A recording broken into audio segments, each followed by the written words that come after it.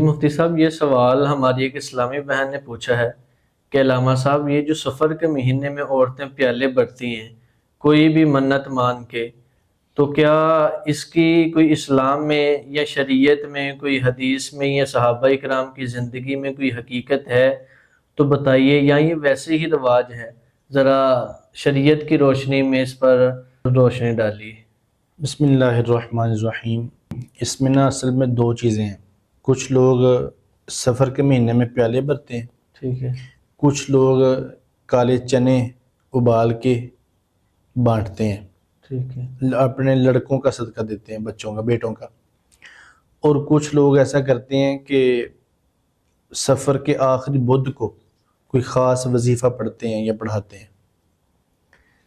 تو ان چیزوں کا اگر تو تعلق اس عقیدے کے ساتھ ہے کہ سفر منحوس ہے، سفر کا مہینہ منحوس سمجھتے ہیں، اور اس طرح کرنے سے سفر کی جو نحوستیں ہیں اور بلائیں ہیں، وبائیں ہیں، وہ ٹل جائیں گی۔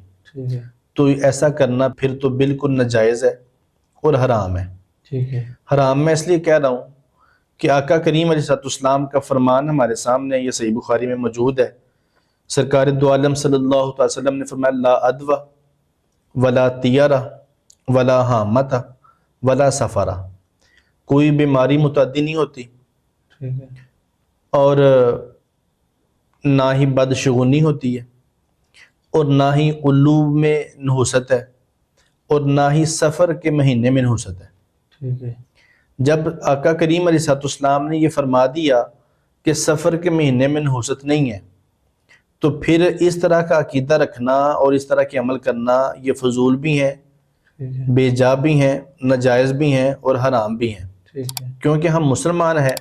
اللہ پاک جل شانہ فرماتا ہے، ما آتاکم الرسول فخذوہ وما نہاکم عنہ فانتہوا، میرا محبوب جو تمہیں عطا کرتا ہے اسے مضبوطی سے پکڑ لو، ٹھیک ہے، اور جس شے سے منع فرماتا ہے اسے چھوڑ دو۔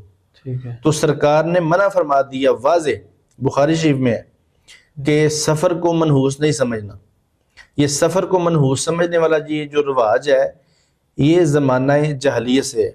ٹھیک ہے، جو کفار تھے وہ سفر کو منحوس سمجھا کرتے تھے، اس کو خالی مہینہ سمجھا کرتے تھے، اس میں شادی بیاہ نہیں کرتے تھے، اس میں کوئی نیکی کا کام نہیں کرتے تھے، اس میں کوئی بنیاد نہیں رکھتے تھے، اس میں بیٹی کی رخصتی نہیں کرتے تھے۔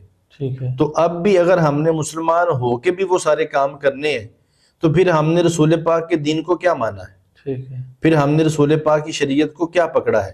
ٹھیک تو اس واسطے اگر اس عقیدے سے کرتے ہیں کہ یہ سفر کی نحوستوں سے ہمیں آزادی مل جائے گی ایسا عمل کرنے سے، پھر تو ناجائز ہے۔